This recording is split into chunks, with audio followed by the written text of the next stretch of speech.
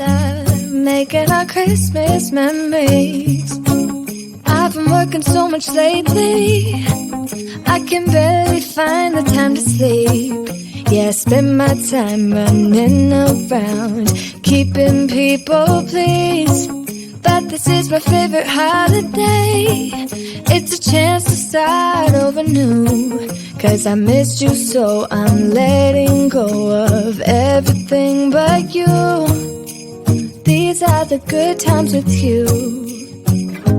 Baby, this year it's just gonna be you and me. Hang by the fire and chill. Isn't this how it's supposed to be? Making our Christmas memories. Oh, and I've been longing to hold you close. Forget about everyone else. Isn't this how it's supposed to be? Making our Christmas memories. Oh, oh, la la la la, oh, oh, oh, la la la la, oh, oh, la la la la. Making our Christmas memories. I've been wrapping presents for you. I've been hanging marbles in the tree. And I've lit my house with Christmas lights. So you should come back home to me. And when we wake up in the morning, I'm gonna play those carols that you love. We'll be singing all the melodies until the sun comes up. These are the good times with you.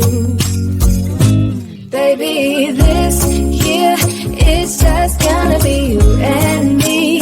Hang by the fire and chill. Isn't this how it's supposed to be? Making our Christmas memories. Oh, and I've been longing to hold you close. Forget about everyone else. Isn't this how it's supposed to be? Making our Christmas memories. Oh, oh, la la la la, oh, oh, oh, oh, la la la la. Making our Christmas memories.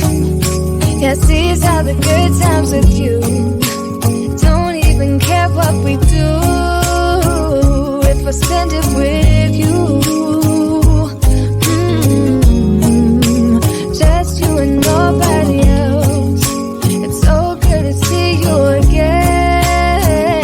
To see you again. Baby, this year it's just gonna be you and me. Hang by the fire and chill. This is how it's supposed to be. Making our Christmas memories. Oh, yeah. I've been longing to hold you close. Forget about everyone else. Isn't this how it's supposed to be? Making our Christmas memories.